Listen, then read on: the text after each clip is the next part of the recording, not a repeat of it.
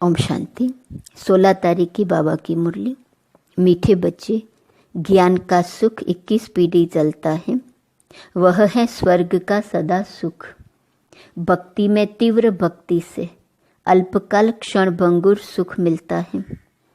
प्रश्न, किस श्रीमत पर चलकर तुम बच्चे सदगति को प्राप्त कर सकते हो? उत्तर, बाप की तुम्हें श्रीमत है, इस पुरानी दुनिया को भूल एक मुझे याद करो। इसी को ही बलिहार जाना अथवा जीते जी मरना कहा जाता है।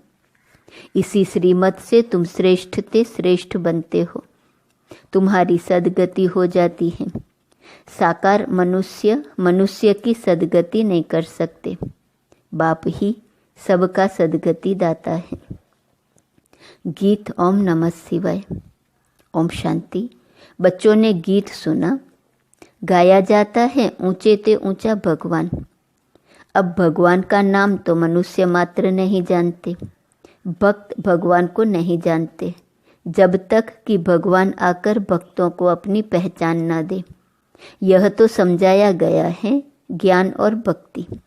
सतयुक्त रहता है ज्ञान की प्रारब्ध। अभी तुम ज्ञान सागर से ज्ञान पाकर पुरुषार्थ से अपनी सदा सुख की प्रारब्ध बना रहे हो। फिर द्वापर कलयुग में भक्ति होती है। ज्ञान की प्रारब्ध सतयुक्त रहता तक चलती है। ज्ञान का सुख तो 21 पीढ़ी तक चलता है, वह है स्वर्ग के सदा सुख। नरक का है अल्पकाल क्षण भंगुर सुख। बच्चों को समझाया जाता है सतयुग त्रेता ज्ञान मार्ग था, नई दुनिया नया भारत था, उसको स्वर्ग कहा जाता है। अभी तमो प्रधान भारत नरक हो गया है। अनेक प्रकार के दुख हैं। स्वर्ग में दुख का नाम निशान नहीं रहता। गुरु करने की दरकार ही नहीं। भक्तों का उद्धार भगवान को ही करना है। अभी कलयुग का अंत है, विनाश सामने खड़ा है। बाप आकर ब्रह्मा द्वारा ज्ञान देकर स्वर्ग की स्थापना करते हैं और शंकर द्वारा विनाश, विष्णु द्वारा पालना कराते हैं। परमात्मा के कर्तव्य को कोई समझते नहीं। मनुष्य को पाप आत्मा पुण्य आत्मा कहा जाता है। पाप परमात्मा पुण्य परमात्मा नहीं कहा जाता। महात्मा को भी महान आत्मा कहेंगे, महान परमात्मा नहीं कहेंगे। आत्मा पवित्र बनती है। बाप ने समझाया है, पहले पहले मुख्य है देवी देवता धर्म। उस समय सूर्यवंशी ही राज्य करते थे, चंद्रवंशी नहीं थे। एक धर्म था। भारत में सोने चांदी के महल थे, हीरे जवाहरों से छतें दीवारें सब सजी हुई थी। भारत हीरे जैसा था। वही भारत अब कौड़ी मिसल बना है। बाप कहते हैं, मैं कल्प के अंत में सतयुग आदि के संगम पर आता हूँ। भारत को माताओं द्वारा फिर से स्वर्ग बनाता हूँ। यह है शिव शक्ति पांडव सेना। पांडवों की प्रीत एक बाप से है, उन्हों को बाप पढ़ाते हैं। शास्त्र आदि है सब भक्ति मार्ग की सामग्री। वह है भक्ति कल्ट। अभी बाप आकर सबको भक्ति का फल ज्ञान देते हैं, जिससे तुम सदगति में जाते हो। सदगति दाता सबका बाप एक ही है। बाप को ही ज्ञान सागर कहा जाता है। बाकी मनुष्य को मुक्ति जीवन मुक्ति दे नहीं सकते। यह ज्ञान कोई शास्त्रों में नहीं है। ज्ञान सागर एक बाप को ही कहा जाता है। उनसे तुम वर्षा लेते हो, फिर सर्वगुण संपन्न 16 कला संपूर्ण बन जाएंगे। यह देवताओं की महिमा है। लक्ष्मी नारायण है 16 कला संपूर्ण, राम सीता है 14 कला। यह पढ़ाई है, यह कोई कॉमन सत्संग नहीं है। सत है ही एक, वही आकर सत समझाते हैं। यह है ही पतित दुनिया। पावन दुनिया में पतित होते ही नहीं, पतित दुनिया में पावन होते नहीं। पावन बनाने वाला एक ही बाप है। आत्मा कहती है शिवाय नमः। आत्मा ने अपने बाप को कहा नमस्ते। अगर कोई कहते शिव मेरे में है, तो फिर नमस्कार किसको करते हैं? यह अज्ञान फैला हुआ है। अब तुम बच्चों को बाप त्रिकालदर्शी बनाते हैं। तुम जानते हो सब आत्माएं जहाँ रहती हैं वह है निर्वाण धाम, स्वीट होम। मुक्ति को तो सभी याद करते हैं जहाँ हम बाप के साथ रहते हैं। अभी तुम बाप को याद करते हो, सुखधाम में जाएंगे तो बाप को याद नहीं करेंगे। अभी यह है ही दुख धाम, सभी दुर्गति में है। नई दुनिया में भारत नया था, सुखधाम था, सूर्यवंशी चंद्रवंशी राज्य था। मनुष्यों को तो यह पता नहीं है कि लक्ष्मी नारायण और राधे कृष्ण का क्या कनेक्शन है। वह राजकुमारी, वह राजकुमार अलग अलग राज्य के हैं। ऐसे नहीं कि दोनों ही आपस में भाई बहन हैं। वह अलग अपनी राजधानी में था। श्री कृष्ण अपनी राजधानी का राजकुमार था, राधे अपनी राजधानी में थी, श्री कृष्ण अपनी राजधानी में था। उनों का स्वयंवर होता है तो लक्ष्मी नारायण बनते हैं। सतयुग में हर चीज सुख देने वाली है, कलयुग में हर चीज दुख देने वाली है। सतयुग में किसी की अकाले मृत्यु नहीं होती।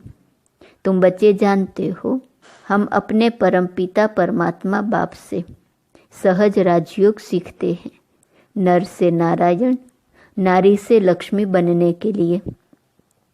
यह स्कूल है। उन सत्संगों आदि में तो कोई एम ऑब्जेक्ट नहीं होती। वेद शास्त्र आदि सुनाते रहते हैं।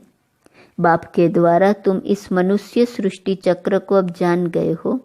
बाप को ही नॉलेजफुल, ब्लिसफुल, रहमदिल कहा जाता है। गाते हैं ओ बाबा आकर रहम करो। हेवनली गॉड फादर ही आकर हेवन स्थापन करते हैं संगम पर। हेवन में बहुत थोड़े मनुष्य होते हैं, बाकी इतने सभी कहाँ जाएंगे। बाप सभी को मुक्ति धाम में ले जाते हैं।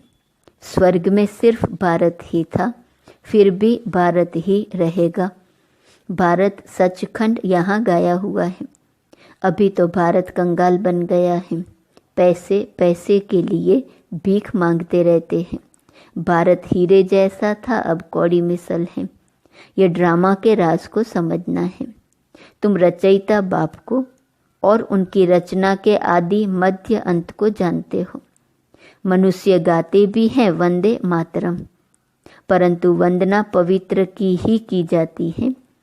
परमात्मा ही आकर वंदे मातरम कहना शुरू करते हैं। शिव बाबा ने ही आकर कहा है, नारी स्वर्ग का द्वार है। शक्ति सेना है ना, यह स्वर्ग का राज्य दिलाने वाली है, जिसको ही वर्ल्ड ऑलमाइटी अथॉरिटी राज्य कहा जाता है।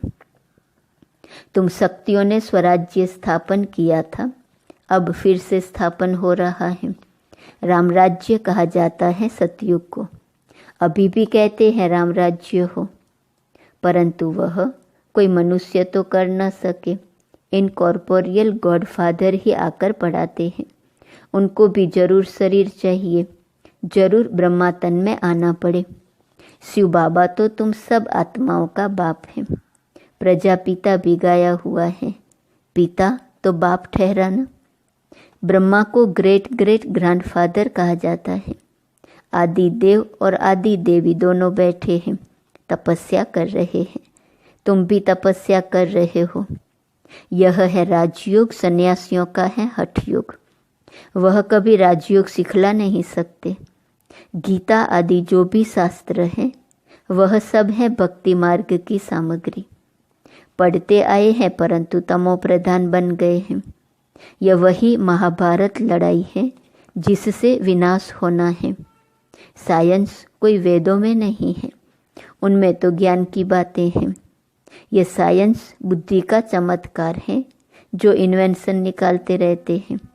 विमान आदि बनाते हैं सुख के लिए, फिर पिछाड़ी में इनके द्वारा ही विनाश होता है। यह सुख का हुनर भारत में रह जाएगा, दुख का हुनर मारने आदि का खलास हो जाएगा। साइंस का अक्ल चला आता है। यह बॉम्ब्स आदि कल्प पहले भी बने थे। पतित दुनिया का विनाश, फिर नई दुनिया की स्थापना होनी है।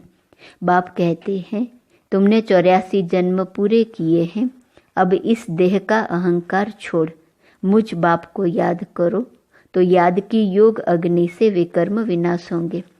रावण ने तुमसे बहुत विकर्म कराए हैं। पावन बनने का तो एक ही उपाय है, तुम आत्मा तो हो ही।